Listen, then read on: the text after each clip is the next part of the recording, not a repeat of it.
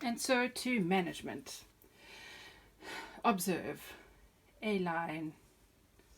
This is the bottom line. And this arrow is pointing to the bottom of the bottom line. The bottom of the bottom line in your patients here that we've learned about today is that they will die if you don't intervene, or at least they can get extremely ill.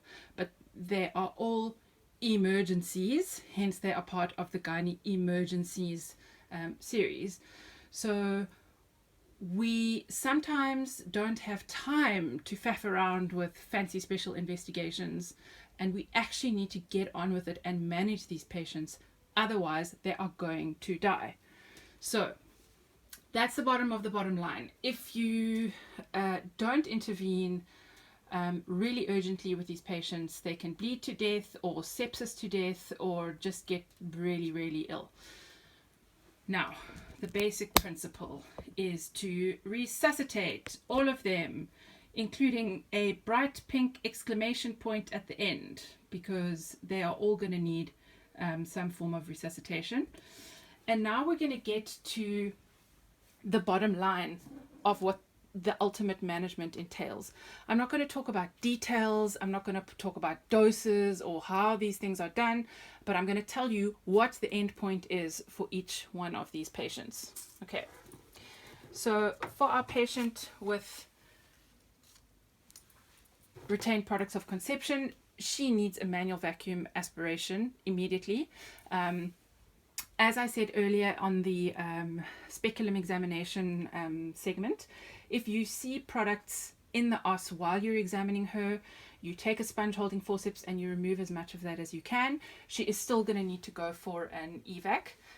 Those products have to come out, otherwise she's not going to stop bleeding and the sepsis is not going to go away, no matter how many antibiotics you throw at her, because you haven't removed the locus of infection.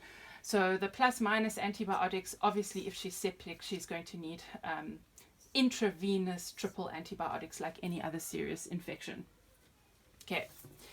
Your patient with an ectopic, after she has also been resuscitated, needs to be booked for a laparotomy.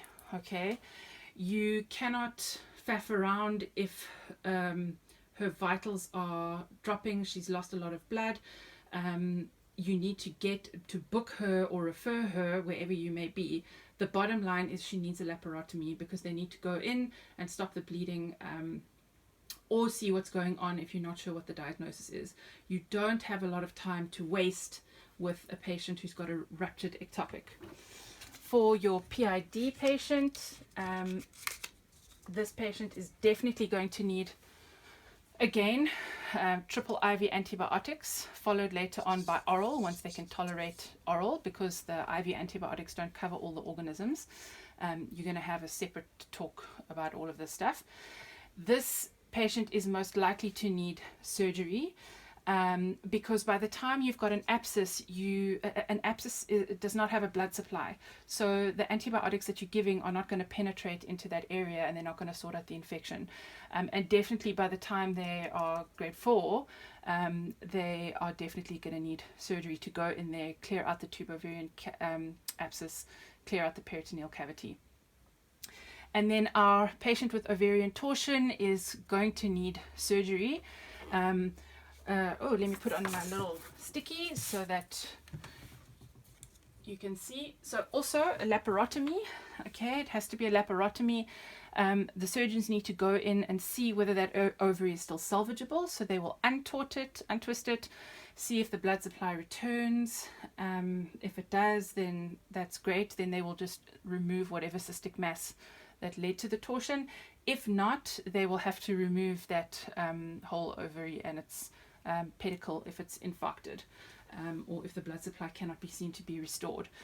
So the basic principles: here's a line, here's the bottom of the line. These patients could die or become seriously ill if you don't act quickly. They all need to be resuscitated. They all need to be booked for some kind of procedure, and 2 of the cases might need, well, this case definitely needs IV antibiotics, and if this is a septic miscarriage, then that patient is also going to need antibiotics. We are in the next segment going to talk about some special investigations that you can do if you have the time and the resources to have them processed.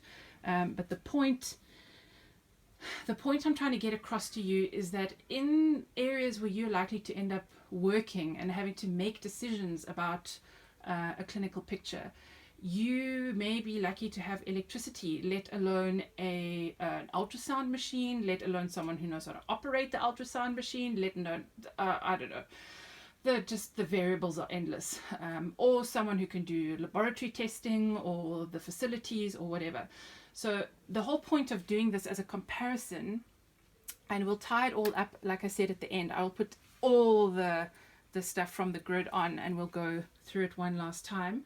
But the point of doing this is so that you can in your head try clinically, and you can with a large degree of success. If you just do the basics and think clearly and recognize the patterns, you can make the right diagnosis and make the correct management call. Okie dokie. I'm going to take a break now because my baby hasn't seen her mom in a long time.